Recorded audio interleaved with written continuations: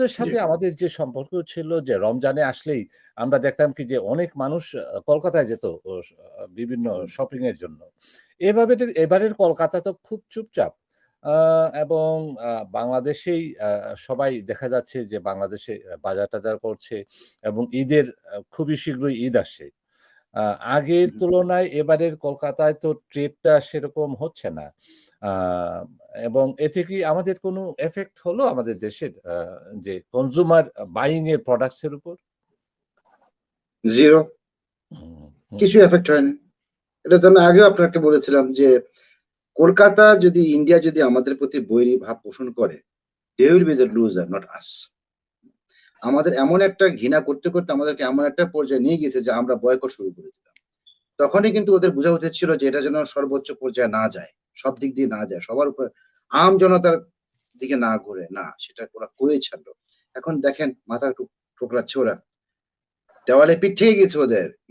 New মার্কেটের পাশের hotel. আমরা তো এমন, এমন জিনিসের নাম জানি না যেসব ব্যবসা প্রতিষ্ঠান আছে যেরকম ব্যবসা ওখানে করে যেখানে বাংলাদেশীরাই যেতে হয়। বাংলাদেশীরা না গেলে ওদের কোনো কিছু চলে না। হোটেল ভাই, হোটেলের একটা রুমে আমি মাঝে, মাঝে চিন্তা করি ইন্ডিয়া থেকে কলকাতা থেকে অন্য কোনো থেকে টুরিস্ট আসে না। না, আসলে সবই বাংলাদেশী। ওরা হুম। বলছে যে আমাদের 99% না 100% বাংলাদেশীর উপরে ডিপেন্ডেন্ট এই হোটেলটা। আমরা কোথায় যাবো এখন? Restaurant dependent. সবকিছু ডিপেন্ডেন্ট। আপনার শাড়ি দোকান থেকে শুরু করে যত শপিং আছে সবকিছু। বিয়ের শাড়ি বাদ দিলাম। আমাদের এই রোজার সময় যে আমাদের ঈদের শপিংটা হতো, মহিলারা তো যেত। এই যে নিউ মার্কেট, কলকাতার নিউ মার্কেটটা ধরেন, একদম খাখা। একদম খাখা। কেউ নেই ওখানে। ফাঁকা একদম। এভাবে চলতে থাকলে আল্টিমেটলি আপনি শুধু ওয়েস্ট বেঙ্গল বলছি কেন? তো বিজেপি সাউথ নেতা বেঙ্গলে যে যান। বলেছিলেন, শুভেন্দু অধিকারী বলেছিলেন যে, "আমরা আলু পাঠাবো না, পেঁয়াজ পাঠাবো না, দেখি তারা কি খায়।" এটা কি উনার আনসার কি পেয়ে গেছেন উনি? উনার চিন্তাধারা ওই আলু পটলের ক্ষেতের ভিতরে মানে যদি আমি নিজে একটা ওনার বাড়ির সামনেই কৃষক তো মানুষ। পচিয়েছে কলকাতার মানুষ। পচিয়েছে, ফেলেছে দেখেন না আপনি কি করেছে? তো আপনাকে তো আরো থিংকিং প্রসেসটা আরো ব্রড করতে হবে।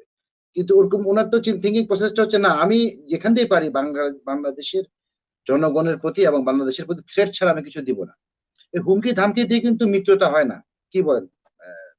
ইমরান ভাই আপনি তো আমার থেকে ভালো বলতে পারবেন। না না হুমকি ধামকি দিয়ে কিছু হবে না। কিচ্ছু হবে না। বাঙালি তো আপনি শোনেন, আমার ভালোর ভালো খারাপের খারাপ। আমরা বাংলাদেশিরা কিন্তু আপনি যদি ভালো হন আমরা কিন্তু খুবই ভালো, আর আপনি যদি খারাপ হন তাহলে কিন্তু আমরা খুবই খারাপ। এটা প্রমাণ তো ইতিহাস আছে, আমি বলবো না, আমার সময় প্রস্তুত প্রমাণ আছে। না, হ্যাঁ। সেটাই। আপনি যদি আমি ডক্টর ইউনূসের কথা যেটা বলতে চাচ্ছিলাম আরেকবার আনছি। আপনি এখানে উল্লেখ করেছিলেন যে উনি আমি মনে করি উনার হৃদয় এত মহৎ যে উনি যদি ভারত যদি আমাদের দিকে এক হাত বাড়ায় আমরা ১ মাইল সামনে যাব। কিন্তু ওরকম কোন প্রচেষ্টা আমি দেখতেই পাচ্ছি না। আমি আশঙ্কা করছি অতি মানে নিকট ভবিষ্যতে আমরা দেখব যে এই হস্টিলিটিটা কিন্তু শেষ হবে না। এই আমাদের প্রতি ওদের যে বিরূপ মনোভাব এটা কিন্তু আরো খারাপের দিকে যাবে। হয়তো আমি আশা করি যে আমি 100% ভুল হই। কিন্তু আমার মনে হচ্ছে না আমি ভুল হব। কারণ আমি আজকেও এখানে টক শো জয়েন করার আগে কিছুক্ষণ আগে আমি ইন্ডিয়ার কলকাতা ডায়ালগ তারপর ওদের যত সব চ্যানেল গুলো আছে সেগুলার কিছু, কিছু শুনলাম। আমাদের প্রতি সবচেয়ে বেশি বিদ্বেষ পোষণ করে আমাদেরই ভাষা উচ্চারণ করে কথাবার্তা বাংলাদেশী বা ওয়েস্ট বেঙ্গলের লোক। এটা তো হওয়ার কথা না। এটা ধর্ম নিয়ে কিছু নাই কিন্তু। এটা আমাদেরই জাতি ভাই তারা। ঠিক না? আমরা হচ্ছে ইস্ট বেঙ্গল, তারা হচ্ছে ওয়েস্ট বেঙ্গল।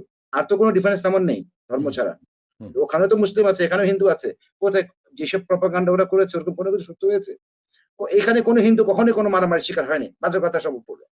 আমি কেরানীগঞ্জে দেখেছি না আপনার পূজার সময় শত হাইয়েস্ট মাইক্রোবাস গিয়েছে যেটা আমি কোনোদিন দেখিনি আগে পূজা মণ্ডপের ওখানে আর্মি প্রোটেকশন দিয়েছে গত পূজার সময়। আমি একজন হিন্দু প্রদর্শনার্থীকে জিজ্ঞেস করলাম আপনাদের কি অবস্থা?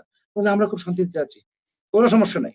এটা তখন বোঝা গেল গত ১৫-১৬ বছর ধরে যত আক্রমণ হয়েছে সনাতন ভাইদের প্রতি সেটা হয়েছে কিন্তু কারো ইন্ধনে, রাজনৈতিক কারো ইন্ধনে। নির্দেশে। হ্যাঁ। জি।